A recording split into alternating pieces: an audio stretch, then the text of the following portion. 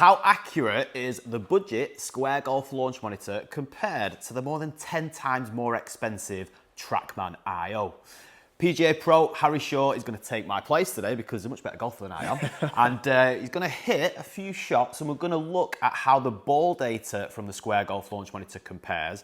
And then we're going to look at the club data as well.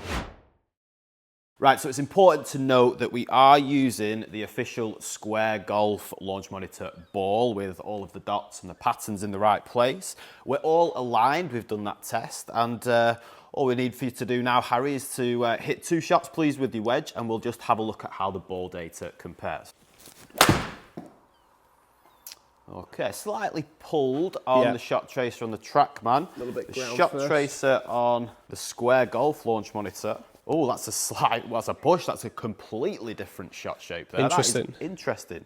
Anyway, let's have a look at the carry distance. It was 125 on the Trackman and 135 on the Square Golf launch monitor. Ball speed was 102.3 on Square Golf, 101 on the Trackman. Anyway, let's just have another go with that club. We'll use that as my warm-up shot. Okay, that wasn't the best of swings. Nice strike. Yeah, that was a better strike. There we go. 137. So slightly pulled. Let's see what it's looking like on the Square Golf launch monitor. It looks like it might be a push again. Oh no, interesting. More central on the Square Golf launch monitor, not as far to the left on the Trackman. If we're looking at carry distance, Square Golf is saying 141.5 and it's 137.5. So a 4-yard carry distance with the pitching wedge there. Spin rate's an interesting one. 11,000, that's loads, mate. On yeah, that is quite a lot, isn't it? Very good, mate. Spin rate on the Square Golf launch monitor was 9,500. So there's quite a discrepancy there. Yeah. Much lower spin on the Square Golf launch monitor. You could also say there, Mitch, that because of the lower spin rate, it's tracked it as going a bit further. Yes, of course. And ball speed was 111.8 on the Trackman and ball speed was 110.1. So very accurate. Yeah, very accurate. Slightly lower, but on the whole, 1 miles per hour. Not Definitely. too bad. Let's go for one more shot, mate, right, with the pitching wedge. See if I can straighten this one up. Yeah, that was better. Very nice, mate. Yeah, bit 131 carry on the Trackman. And we've got that was a complete, what the hell's going on there? That's a complete misread. Do you want to do that? Should we do that again? Do that one again, yeah. That's bizarre. I think, so this is where there might be some interference between the 2 launch monitors because this budget device is apparently very susceptible to interference with other camera-based monitors, which obviously I think you've got a radar and a camera on the Trackman. Radar and yeah, wow. So anyway, let's have another one. Okay, that's interesting. Strike, mate. Oh, it's delightful. Yep.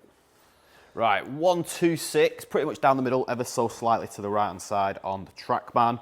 On the Square Golf launch monitor, we have a 137 carry, so that's a good 10 yards difference there. What was the spin rate on that one? The spin rate on the Trackman is 11.5 almost, only 7,800 on the Square Golf launch monitor. So again, lower spin, it's going to make the ball go further. Exactly. So it'd be interesting if that could track the same numbers as what Trackman is tracking as the spin rate.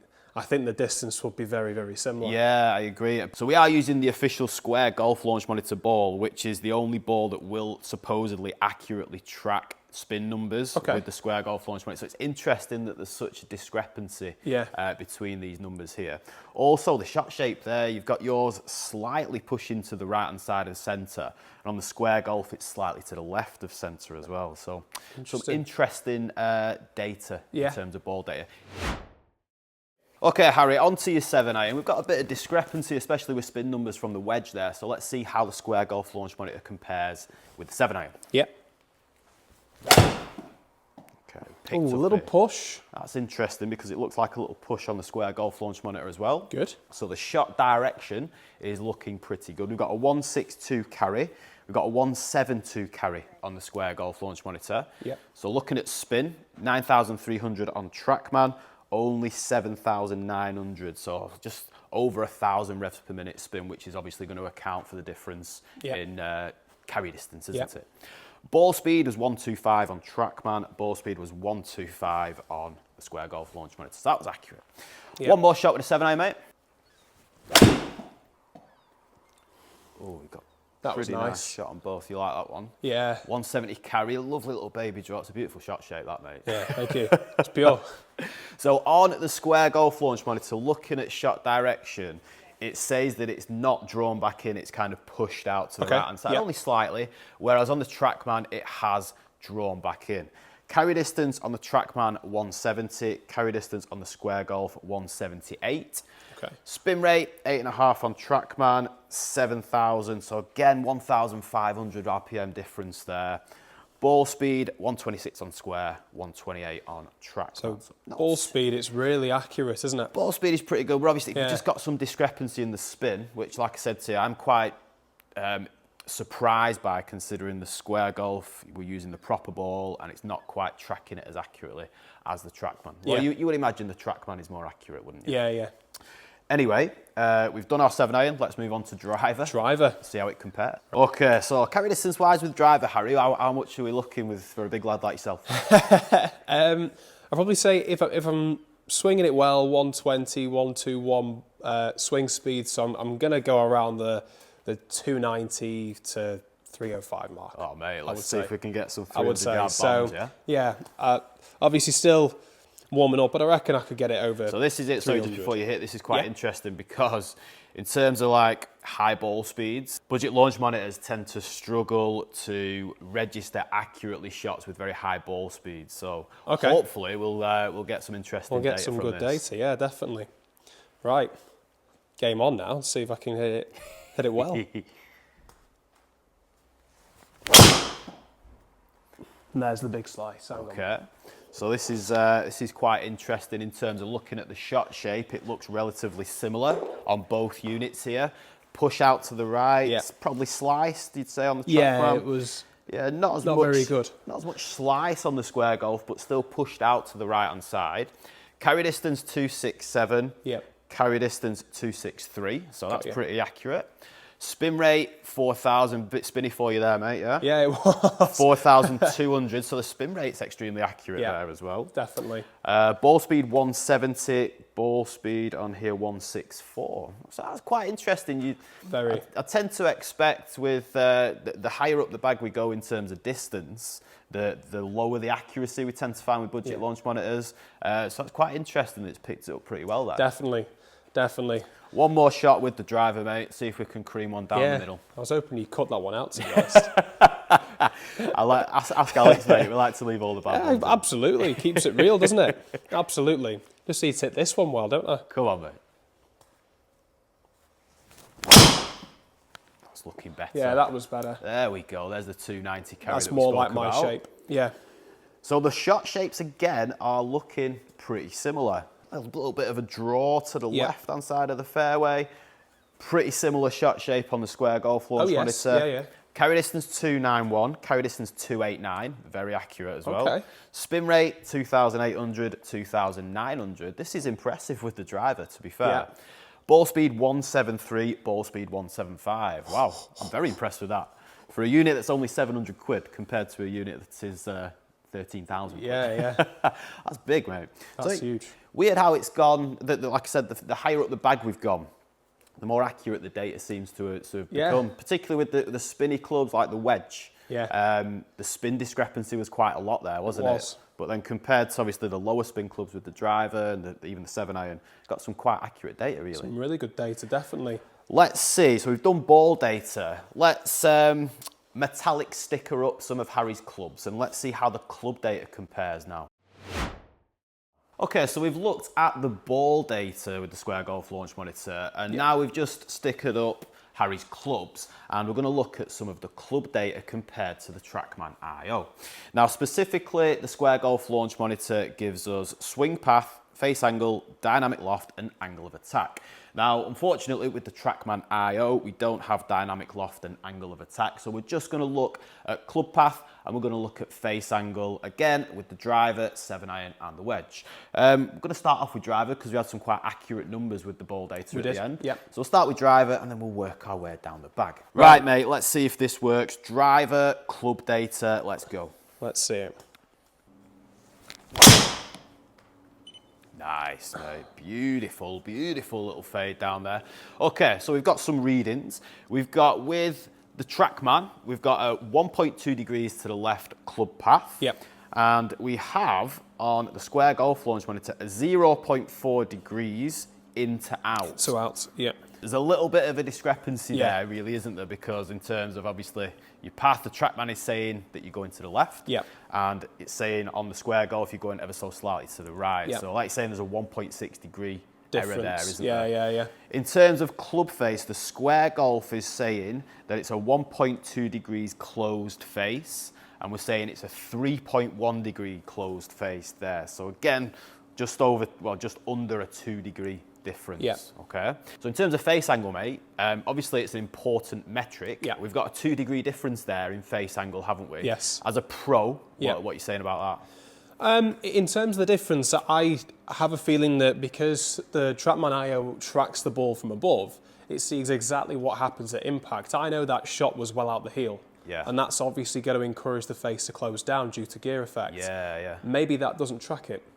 This is interesting, right? It's a good point, because Yeah. we can get the camera, Okay. the face angle camera on the Trackman. Shall we see how it looks? Yep, definitely. Because obviously, like you're saying, mate, you'd expect it to be much more accurate on the That's Trackman right. because So of that, wouldn't you? Club delivery would probably be better. So looking at the Trackman here, you can see that it is a closed club face. That is quite a closed club face, I would say. I think it's more than 1.2 degrees, like the squares say, mate. What do you reckon? What about the impact location? Oh, well, obviously it's set to pitch and wedge, so forget that because the numbers will stay the same. But having a look at where the strike is, that indicates it's definitely more out the heel. Yeah. So I would say face angle there is probably... Would you before say it's more accurate as a 1.2 degrees closed face or a 3.1 degrees closed face? Oh, it's very fine margins. It is fine margins. I'll go in the middle, just because face angle on there, that will always track as soon as it hits the golf ball. Yeah, okay. So anything slightly out the heel is going to make the face do that. Yeah, close a bit more. So obviously Trackman sees that and goes, right, face at impact is more closed. Whereas this device here probably won't track that. So maybe before I hit the ball, it was around that 1.2 degrees. But then as soon as I hit the ball, it's going to close down more. So yeah, obviously Trackman's measuring it from the cameras, like you say, and Square Golf's only measuring it from the stickers that are on the shaft there, aren't they? So anyway, let's hit another one, mate, and see how we get on. Cool. Okay, one more shot with the driver. Be great to see if I can get this one out the middle, just so that we can get more of a consistent face angle with more this. accurate representation. So try and aim to hit it slightly more out the toe, like I was teaching you before. Yeah, go on, mate. Oh, another. There you go. Beautiful, mate. Beautiful. Now this is it. We're not registering any sort of face data or swing or club path data here on the Square Golf Launch Monitor, and I'm not too sure why that is. Right, 171.3, 170.7. So this is a great launch monitor if you're looking for track your ball data, definitely, in terms of your ball speed. And obviously when you're tracking your ball speed, you're trying to get more distance, aren't you? Mm-hmm. So yeah, good one for when you work on trying to get more distance. Right, 7 iron, Harry. Yep. We were struggling to get some numbers with the driver. Let's see how we get on with the 7 iron. A little bit of a pull. Club path 0.4 to the right, is that? Yep, that's right. Club path 1 degree in to out. Okay. So really close. That's very close, isn't it? Yeah. So only a 0.6 difference there in terms of club path. In terms of face angle, 2.8 degrees to the left on Trackman. We've got a 0.3 degree face closed on the Square Golf. So again, that's a 2 degree difference in the face angle. We saw that earlier, didn't we? It's interesting that because it looks like on Trackman, quite a few of them, when we had a look at the actual trajectory of the shots before, were going a little bit more left than what the device showed, which is interesting. So it's funny how that plays into account as well with what the club face is doing at impact. Okay. The face angle itself, face angle is more closed, going to make it go more left. Absolutely, That one's more square, it's going to make it go straighter. So this is obviously the impact camera, the delivery camera from the Trackman. So, I mean, you can't tell in terms of a 2 degree margin. It's very difficult to tell from the images. But just so viewers can see, we've got an accurate representation of what the club face was actually doing at impact compared to the data that we're getting on both launch monitors. Right, one more shot with your 7 iron, H. That was a better one. That is delightful. Look at that. 0.3 degrees to the left, and again we've got a no read in terms of club path on the square golf launch monitor. So we've seen that a few times. We get 0.0. We don't actually get the accurate data or any sort of data from the square golf there. Let's just go for one more shot, Harry, see if we can get some data on it. Oh, well, that'll be an interesting one. We've got some data now, right? Okay, so club path 0.5 to the left on Trackman, 1.3 into out on the square golf launch monitor. So that's quite a discrepancy there. Yeah.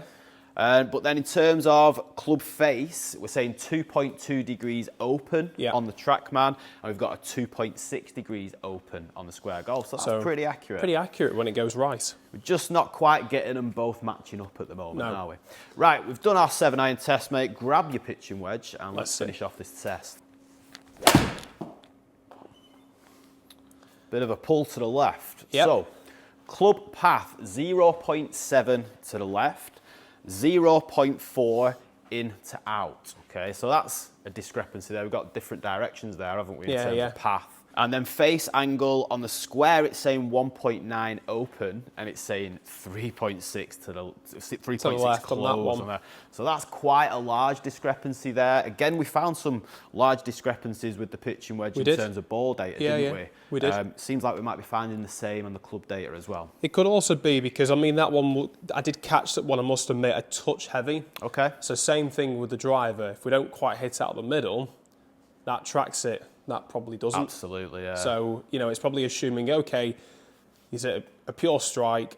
Here's the result. It's important to know that, I guess, with any sort of data that we're getting from these launch monitors, we kind of want it to be a pure strike because, like I say, if you're going to catch it heavy, it's going to affect the face angle, all that sort of stuff, isn't it? And it's going to depend on when exactly, like you were saying before, the launch monitors are collecting that data. Is it directly at impact? Is it slightly before, slightly after, whatever? Anyway, let's go for pitch wedge again, mate. That's nice, a shot. Slightly right. Club path 0.6 to the right. We've got a difference here. 4.3 into out. So it's saying it's going to the right hand side. However, there's a massive discrepancy there in terms of the club path. Over 3 degrees, over 4 degrees, almost 4 degrees nearly. And then in terms of the club face, we've got face angle 0.2 open, and we've got 1.4 open. So again, over a degree difference there. So that's interesting, that, because it sounds like it's great at tracking the longer clubs. Yeah. But then it comes to the shorter ones. And that could just be, I don't know, does it find it easier tracking things at more close to 0 degrees of loft rather than maybe. You know, 90 degrees? Let's go for one more shot with the wedge and let's see if we can get some sort of consistency here. So that was, a little bit pulled. 0.7 degrees to the right in terms of club path. We've got 4 degrees into out on this one. So again, that's a massive discrepancy in terms of club path. Face angle, we've got 3.2 closed and we've got 4.1 closed, which is a little bit better. Okay, so let me know in the comments below what you think about the ball data and the club data of this budget square golf launch monitor. If you are interested in purchasing either a square golf launch monitor or the Trackman IO, head over to the links in the description and be sure to use the discount codes in there.